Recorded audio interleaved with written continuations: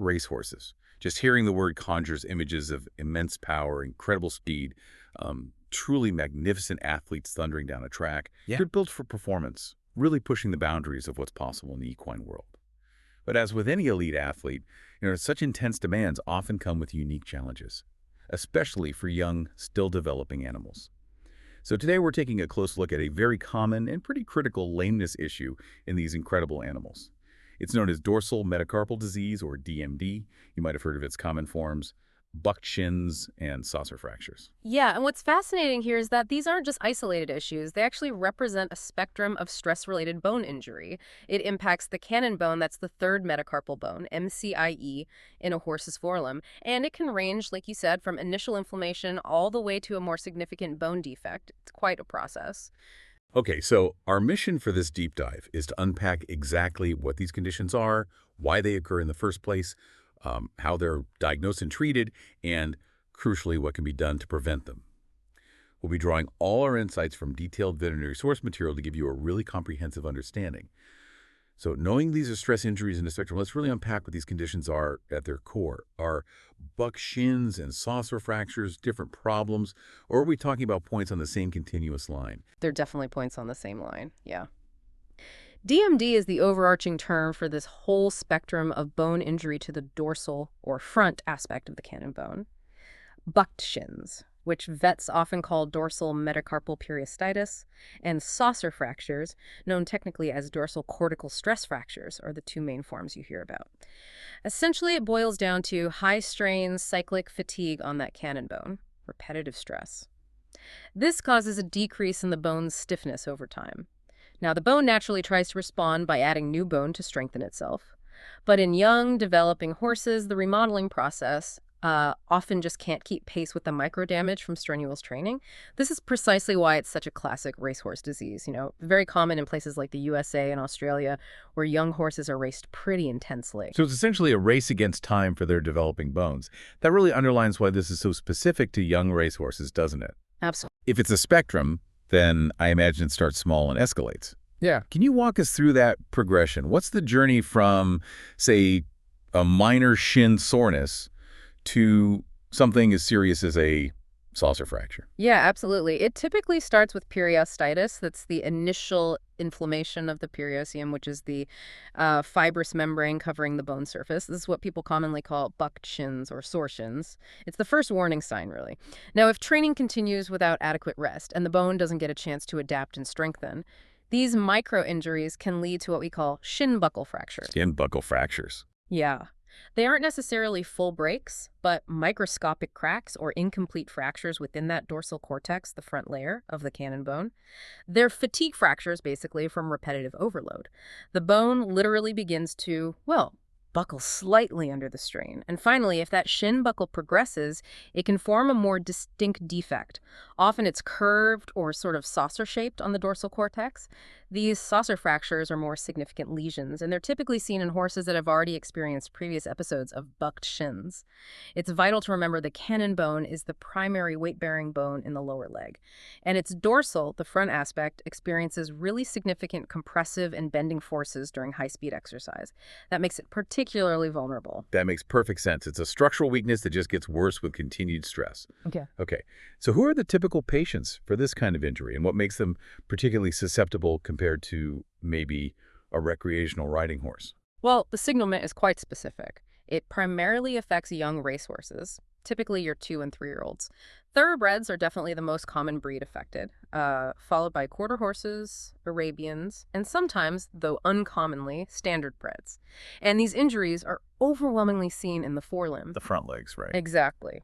What's particularly interesting is that in countries with counterclockwise racing, like the USA, the left forelimb is most commonly affected. Because of the turns. Precisely. Increased forces on that leading limb during turns. The core causes and risk factors, they're intrinsically linked to racing and race training. particularly in horses trained on dirt tracks, which tend to be harder surfaces. It's really the intense, high-impact demands placed on an immature skeletal system, coupled with, often, rapid increases in speed and distance in training regimens. That's the biggest culprit. And like we just discussed, most saucer fractures are indeed preceded by those initial bucked shins. Right, so it's really that combination of age, the type of training, and the specific forces of racing that creates this sort of perfect storm. How do veterinarians and trainers actually identify these issues then?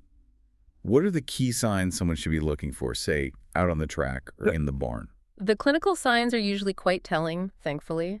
You'll typically see acute soreness, tenderness, maybe some swelling of that dorsal MCII, the front of the cannon bone, often right after a high-speed workout, which they call a breeze, or after a race. There's often associated lameness, too. It can range from just a mild stiffness, sometimes the horse might even seem to work out of it as they warm up, to moderate to severe lameness. The gait might look stiff, short, or kind of choppy. You might also notice, especially with saucer fractures, which often have focal swelling, a distinct dorsal convexity of the MCII, like a bony lump or knot when you look from the side. Sometimes the signs are more subtle, just a reluctance to train or a noticeable decrease in performance. Okay, so those are the outward signs, but for confirmation you need imaging, right? Oh, absolutely. Imaging is crucial for confirmation. Radiography or X-rays are really the workhorse here. For bucked shins, you might only see subtle periosteal thickening, that inflammation of the bone lining. But for saucer fractures, X-rays will often reveal a short oblique unicortical fracture. That means the crack only goes through one side of the bone's outer layer. Or sometimes you see a distinct radiolucent line, like a dark line, or defect on the X-ray image. And it's really important to note that oblique views, taking the X-ray from an angle, are crucial for fully visualizing these specific injuries. They can be missed otherwise. So X-rays are the primary tool, but are there other ways to catch these injuries even earlier, maybe before they become really visible on an X-ray? Yes, absolutely. Another highly sensitive tool, especially for early detection, is nuclear scintigraphy. You might know it as a bone scan. This technique highlights hotspots of increased metabolic activity. It shows where the bone is actively remodeling and under stress, and it can often pick up these changes before anything is visible on a standard X-ray, so it's excellent for pinpointing exactly where the bone is under stress. That's useful for early intervention. Definitely. While it's less common for the initial diagnosis, ultrasound can be used to assess the periosteum and the surrounding soft tissue. And then you have advanced modalities like MRI or CT. They can provide even more detailed information, but they're usually reserved for more complex or atypical cases. And of course, vets always consider differential diagnoses, things to rule out, like maybe an incomplete longitudinal fracture or a suspensory ligament issue, just to be sure we're treating the right problem. That's a really comprehensive approach to diagnosis. Okay, so once we know what we're dealing with, the crucial next step is obviously treatment. What does that road to recovery look like for these horses, from the basic care up to more advanced interventions? Well, the absolute cornerstone of treatment for both bucked shins and saucer fractures is rest and modified training. There's no way around it. For bucked shins, that typically means stall confinement and just hand walking for maybe 2 to 8 weeks, depending on severity. For saucer fractures, it's usually a bit longer. Stall confinement and hand walking for about 4 to 6 weeks, followed by controlled exercise, like maybe turnout in a small paddock or some light jogging, for another 6 to 8 weeks after that. And it's absolutely crucial to stress this. Continuing to train a horse with shin soreness significantly increases the risk of more severe fractures. Right. Avoiding that temptation to push through is paramount for healing. Sometimes alternative low-impact exercise like swimming or maybe hydrotherapy can be incorporated during recovery. It helps maintain some fitness without the impact. And what about medications or other therapies? Yeah, on the pharmacological side, NSAIDs, that's non-steroidal anti-inflammatory drugs like phenylbutazone or bute, are commonly used. Usually just for a few days, though, to reduce pain and inflammation during that acute phase. Topical therapies are also really common. Things like cold water hosing, icing, applying poultices, or antiphlogistic dressings, those are anti-inflammatory paste or gels, all aimed at reducing local heat and swelling. You might also hear about older counter-irritants like paints and blisters, which are topical medications applied to cause some irritation and hopefully stimulate blood flow. Their use is maybe a bit more debated now, but here's a crucial point about NSAIDs. Long-term use is actually contraindicated. Really? Why is that? Because it can actually impair bone healing. And even worse, it can increase the risk of a catastrophic fracture, especially after a saucer fracture. Right. So short-term relief, yes, but not long-term during healing. Wow, okay, so short-term pain relief is okay, but relying on it long-term can actually make the bone weaker. That's quite counterintuitive. What about more advanced or surgical options, especially for those more severe saucer fractures? Right. For saucer fractures, advanced and surgical therapies are often considered to really stimulate healing. A very common surgical approach is called osteostasis. You might also hear it called dorsal cortical drilling or fenestration. This involves making tiny controlled drill holes into the bone cortex. Think of it like aerating your lawn, basically. Okay. It stimulates the bone to send in new blood supply and cells to repair and strengthen that specific area. For larger or maybe more unstable saucer fractures, lag screw fixation might be used. That's where surgical screws are placed across the fracture line to compress and stabilize it, which helps promote faster and stronger healing. Are there other procedures sometimes used? Yeah, there are others. Thermocautery, or pin firing, involves applying controlled heat to the area to stimulate blood flow and healing. It's less common now, but still done. Similarly, cryotherapy, or freeze firing, uses extreme cold for a similar purpose. Periosteel picking involves irritating the periosteum, that bone lining, with a needle through the skin percutaneously again to induce a healing response. Extracorporeal shockwave therapy is another option. It uses high-energy sound waves applied non-invasively to promote tissue repair and reduce pain. It's quite popular. And finally, you have things like bisphosphonates. These are drugs that slow down the natural process of bone breakdown. They're sometimes explored for their potential role in bone healing, but their use in young growing horses requires very careful consideration because their bones are still developing actively. Right, that makes sense. And regenerative therapies like PRP, that's platelet-rich plasma or stem cells, are also being investigated for their role in enhancing bone repair, though more research is ongoing there. Wow, that's quite an extensive toolkit of treatments. It really highlights just how complex these injuries can be to manage properly. So what's the general outlook for horses with these conditions? Can they realistically return to racing? And what are the potential long-term issues they might face, even after treatment? Well, the prognosis really varies. It depends quite a bit on the severity of the injury and, importantly, how quickly it's recognized and addressed. For most horses with bucked shins, the prognosis is actually very good, especially with early recognition and strict adherence to that revised training protocol we talked about, the rest and gradual return.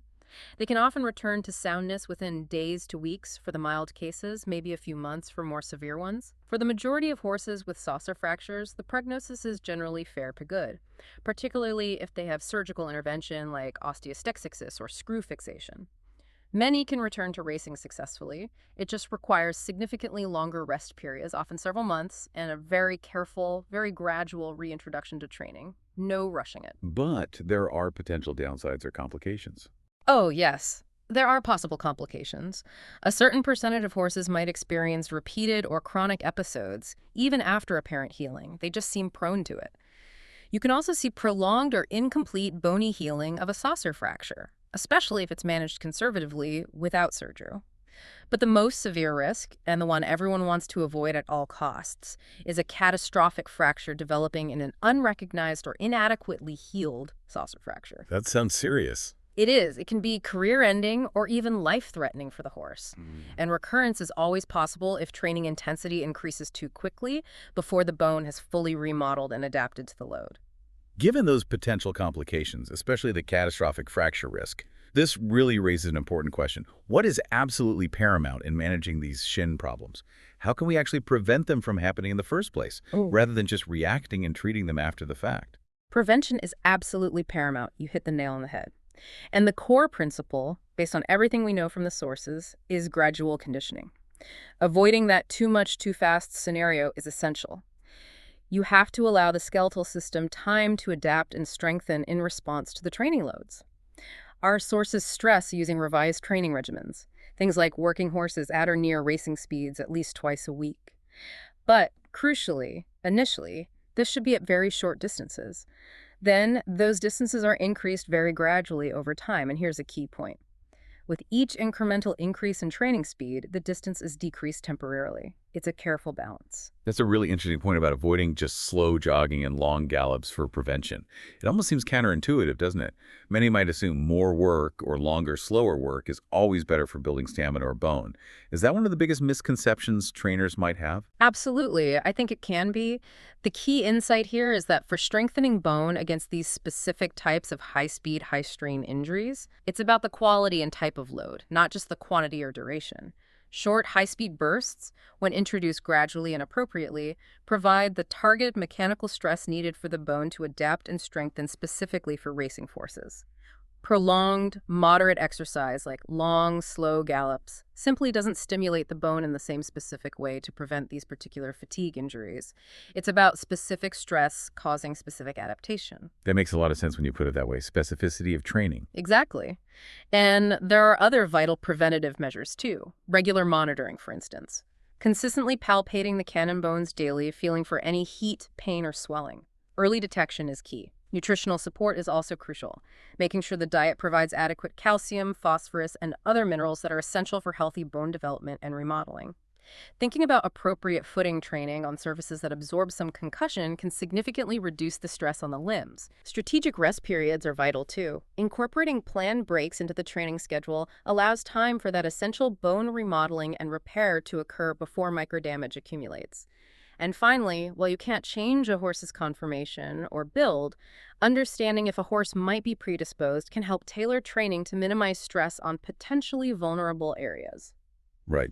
So we've really unpacked dorsal metacarpal disease, covering bucked shins and saucer fractures. It's clear this is a significant challenge in racehorse training, but it's definitely one we now understand much better, thanks to these detailed veterinary insights. That's right. And the good news is the prognosis is generally good with early intervention, proper rest, and most importantly, a real commitment to those preventive, intelligent training protocols. If we connect this to the bigger picture, I think it really highlights the incredible balance we have to strike between pushing for that peak athletic performance and respecting the biological limits and the adaptive capacity of these incredibly powerful animals. So, thinking beyond the track for a moment, what lessons can we maybe draw from this deep dive into equine biomechanics and bone remodeling? Things that might apply not just to racehorses, but perhaps even to our own demanding activities, or maybe how we approach pushing boundaries in any field. It feels like a testament to the body's amazing adaptive capacity, but also maybe a stark reminder of the vital role of gradual progression and rest, not just in preventing breakdown, but in fostering long-term resilience, wouldn't you say?